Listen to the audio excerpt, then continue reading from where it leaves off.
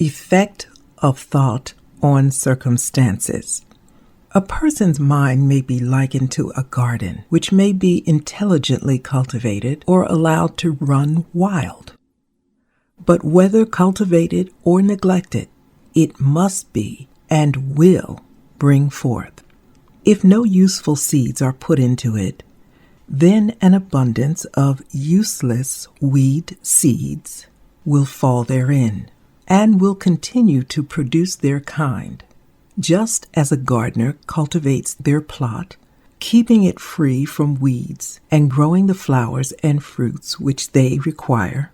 So may a person tend the garden of their mind, weeding out all the wrong, useless, and impure thoughts, and cultivating toward perfection the flowers and fruits of right, useful, and pure thoughts. By pursuing this process, a person sooner or later discovers that they are master gardener of their soul, the director of their life. They also reveal within themselves the law of thought, and they begin to understand with ever-increasing accuracy how the thought forces and mind elements operate in the shaping of their character, circumstances, and destiny. Thought and character are united, and as character can only manifest and discover itself through environment and circumstance, the outer conditions of a person's life will always be found to be harmoniously related to their inner state. This does not mean that a person's circumstances at any given time are an indication of their entire character, but that those circumstances are so intimately connected with some vital thought element within themselves that, for the time being, they are indispensable to their development. Every person is where they are by the law of cause and effect. The thoughts which they have built into their character have brought them there. And in the arrangement of life, there is no element of chance, but all is the result of a law which cannot fail. This is just as true of those who feel out of harmony with their surroundings as those who are contented with them.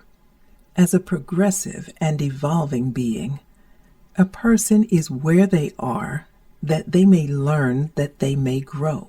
And as they learn the spiritual lesson which any circumstance contains for them, it passes away and gives place to other circumstances. People are buffeted by circumstances so long as they believe themselves to be creatures of outside conditions. But when they realize that they have creative power and that they may command the hidden soil and seeds of their being out of which circumstances grow, they then become in control of themselves. That circumstances grow out of thought, every person knows who has for any length of time practiced self-control and self-purification, for they will have noticed that the alteration in their circumstances has been in exact ratio with their altered mental condition. So true is this that when a person earnestly applies themselves to remedy the defects in their character and make swift and marked progress, they pass rapidly through a succession of positive changes. The soul attracts that which it secretly harbors, that which it loves, and also that which it fears.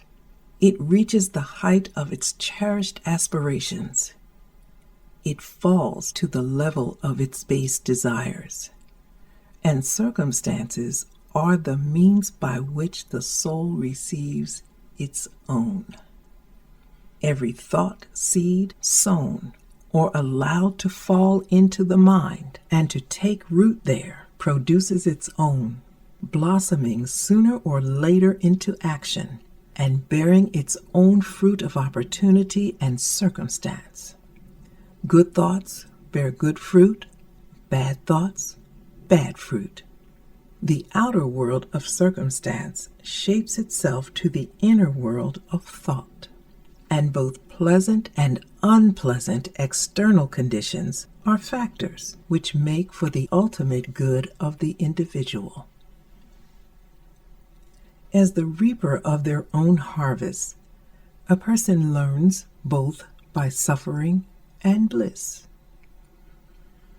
Following the inner desires, aspirations, thoughts by which they allow themselves to be dominated, pursuing the vapors of impure imaginings, or steadfastly walking the highway of strong and high endeavor, a person at last arrives at their fruition and fulfillment in the outer conditions of their life. The law of growth and adjustment everywhere produce fruit.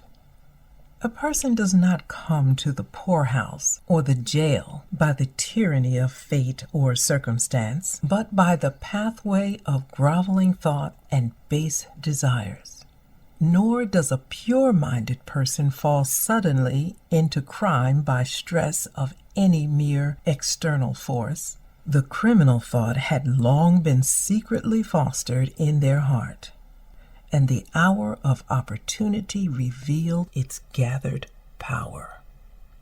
Circumstance does not make the person, it reveals them to themselves.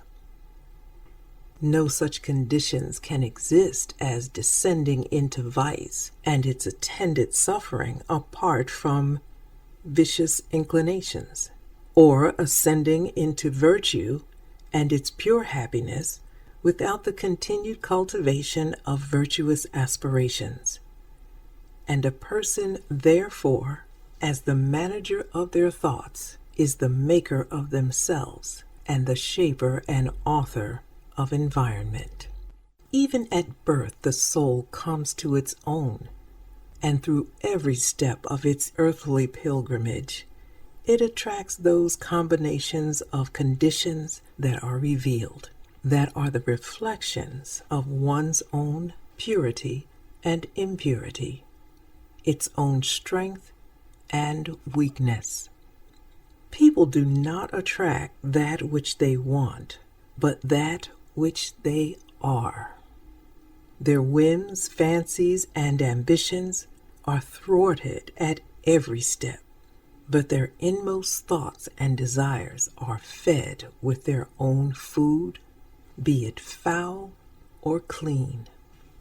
The divinity that shapes our ends is in ourselves. It is our very self.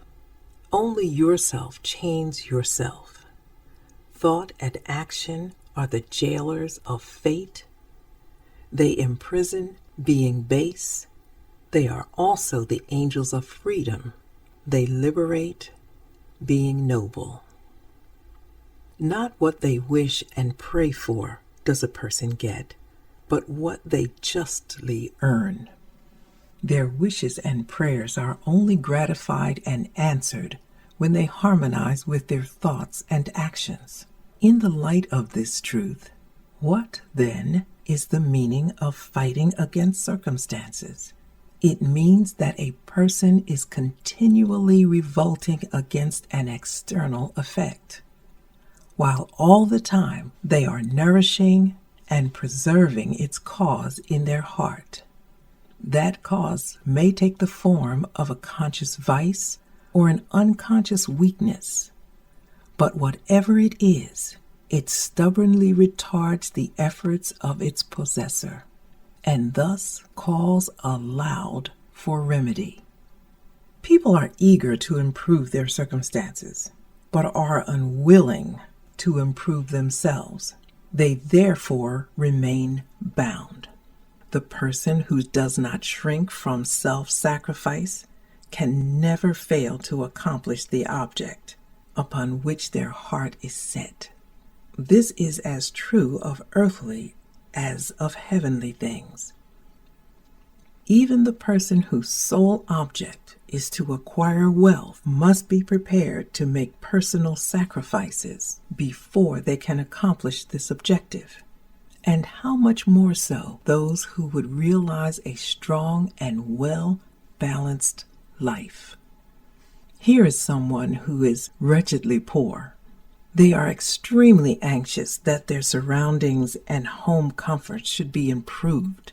Yet all the time they avoid their work and consider they are justified in trying to deceive their employer on the grounds of the insufficiency of their pay. Such a person does not understand the simplest rudiments of those principles which are the basis of true prosperity, and is not only totally unfit to rise out of their wretchedness, but is actually attracting to themselves a deeper wretchedness by dwelling in and acting out indolent, deceptive, and wretched thoughts. Here is a rich person who is the victim of a painful and persistent disease as a result of gluttony. They are willing to give large sums of money to get rid of it, but they will not sacrifice their gluttonous desires. They want to gratify their taste for rich and unnatural foods and have their perfect health as well. Such a person is totally unfit to have health, because they have not yet learned the first principle of a healthy life. There is an employer of labor who adopts crooked measures to avoid paying the regulation wage, and in the hope of making larger profits, reduces the wages of his workpeople. Such a person is altogether unfit for prosperity, and when they find themselves bankrupt, both as regards reputation and riches, they blame circumstances, not knowing that they themselves are the sole author of their condition. I have introduced these three cases merely as illustrative of the truth that a person is the cause, though nearly always unconsciously, of their circumstances, and that while aiming at a good end, they may be continually frustrating its accomplishment by encouraging thoughts and desires which cannot possibly harmonize with that end. Such cases could be multiplied and varied almost indefinitely. But this is not necessary, as the reader can, if they so resolve, trace the action of the laws of thought in their own mind and life. And until this is done, mere external facts cannot serve as a ground of reasoning. Circumstances, however, are so complicated, thought is so deeply rooted, and the conditions of happiness vary so vastly with individuals, that a person's entire soul condition, although it may be known to themselves, cannot be judged by another from the external aspect of their life alone. A person may be honest in certain directions, yet suffer misery. A person may be dishonest in certain directions, yet acquire wealth. But the conclusion usually formed that one person fails because of their particular honesty, and that the other prospers because of their particular dishonesty, is the result of a superficial judgment which assumes that the dishonest person is almost totally corrupt and the honest person almost entirely virtuous. In the light of a deeper knowledge and wider experience, such judgment is found to be erroneous. The dishonest person may have some admirable virtues, which the other does not possess, and the honest person may have obnoxious vices which are absent in the other. The honest person reaps the good result of their honest thoughts and actions. They also bring upon themselves the suffering which their vices produce. The dishonest person likewise gathers their own suffering and happiness. It is pleasing to human vanity to believe that one suffers because of one's virtue, but not until a person has removed every sickly, bitter, and impure thought from their mind and washed every negative stain from their soul can they be in a position to know and declare that their sufferings are the result of their good and not of their bad qualities, and on the way to, yet long before they have reached that supreme level of perfection, they will have found, working in their mind and life, the great law which is absolutely just, which cannot therefore give good for evil or evil for good. Possessed of such knowledge, they will then know, looking back upon their past ignorance and blindness, that their life is and always was justly ordered, and that all their past experiences, good and bad, were the equitable outworking of their growing, yet not fully mature self. Good thoughts and actions can never produce bad results. Bad thoughts and actions can never produce good results. This is but saying that nothing can come from corn but corn, nothing from weeds but weeds. People understand this law in the natural world and work with it, but few understand it in the mental and spiritual world, though its operation there is just as simple and undeviating, and they, therefore, do not cooperate with it. Sufferings is always the effect of wrong thought in some direction. It is an indication that the individual is out of harmony with the law of their being. The sole and supreme use of suffering is to purify, to burn out that which is useless and impure. Suffering ceases for those who are pure. There could be no object in burning gold after the dross has been removed. And likewise, a perfectly pure and enlightened being rises above suffering. The circumstances which a person encounters with suffering are the result of their own mental disharmony. The circumstances which a person encounters with blessedness are the result of their own mental harmony. Blessedness, not material possessions, is the measure of right thought. Wretchedness, not the lack of material possessions, is the measure of wrong thought. A person may be cursed and rich. They may be blessed and poor. Blessedness and riches are only joined together when the riches are rightly and wisely used.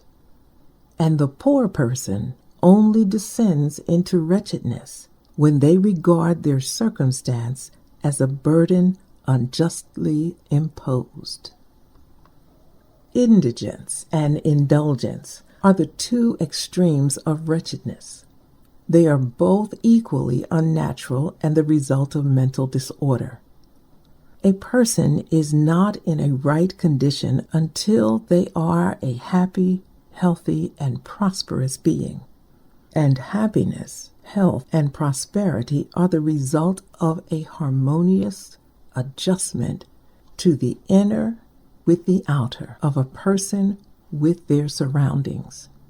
A man or woman only begins to be a man or woman when they cease to whine and revile and commences to search for the hidden justice which regulates their life. And as they adapt their mind to that regulating factor, they cease to accuse others as the cause of their condition and build themselves up in strong and noble thoughts. They cease to kick against circumstances, but instead begin to use them as aids to their more rapid progress and as a means of discovering the hidden powers and possibilities within themselves. Law, not confusion, is the dominating principle in the universe. Justice, not injustice, is the soul and substance of life. And righteousness, not corruption, is the molding and moving force in the spiritual government of the world. This being so, a person has to but adjust themselves to find that the universe is right. And during the process of adjusting themselves, will find that they alter their thoughts toward things and other people. Things and other people will adjust or alter toward them. The proof of this truth is in every person, and it therefore allows for easy investigation by systematic introspection and self-analysis. Let a person radically alter their thoughts, and they will be astonished at the rapid transformation it will effect in the material conditions of their life. People imagine that thought can be kept secret, but it cannot. It rapidly crystallizes into habit, and habit solidifies into circumstance. Beastly thoughts crystallize into habits of drunkenness and unhealthy actions, which solidify into circumstances of destitution and disease. Impure thoughts of every kind crystallize into destructive and confusing habits, which solidify into misery and adverse circumstances. Thoughts of fear, doubt, and indecision crystallize into weak, timid, and irresolute habits, which solidify into circumstances of failure, indigence, and slavish dependence.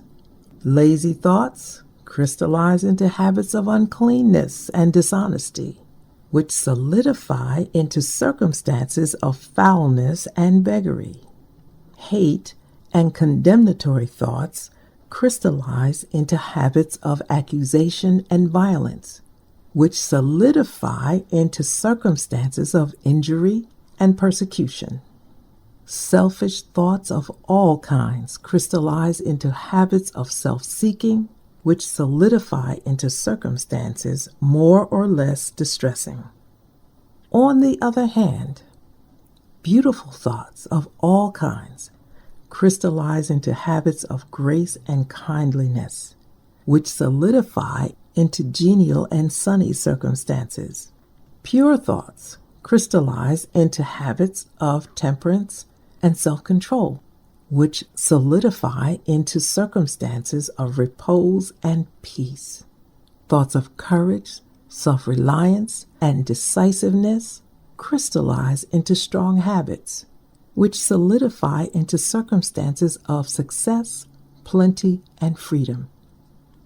Energetic thoughts crystallize into habits of cleanliness and industry, which solidify into circumstances of pleasantness. Gentle and forgiving thoughts crystallize into habits of gentleness, which solidify into protective and preservative circumstances. Loving and unselfish thoughts crystallize into habits of self-forgetfulness and care for others, which solidify into circumstances of sure and abiding prosperity and true riches. A particular train of thought persisted in, be it good or bad, cannot fail to produce its results on the character and circumstances. A person cannot directly choose their circumstances, but they can choose their thoughts, and so indirectly, yet surely, shape their circumstances.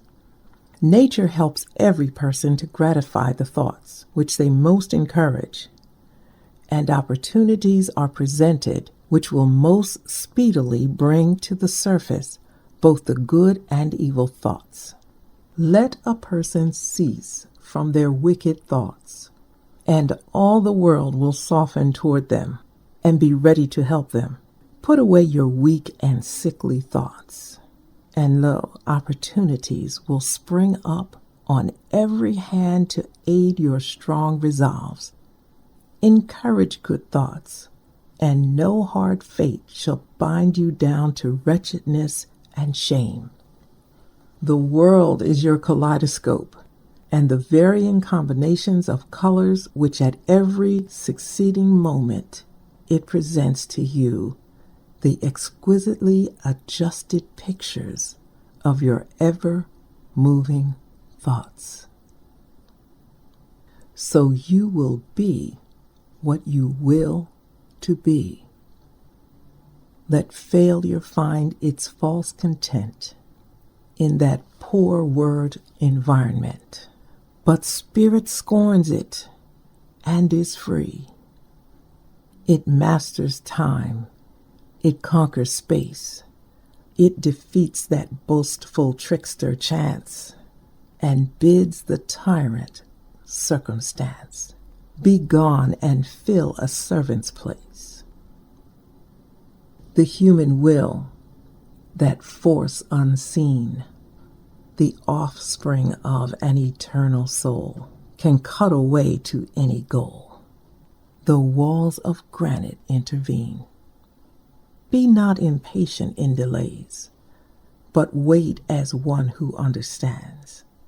When spirit rises and commands, all of nature is ready to obey.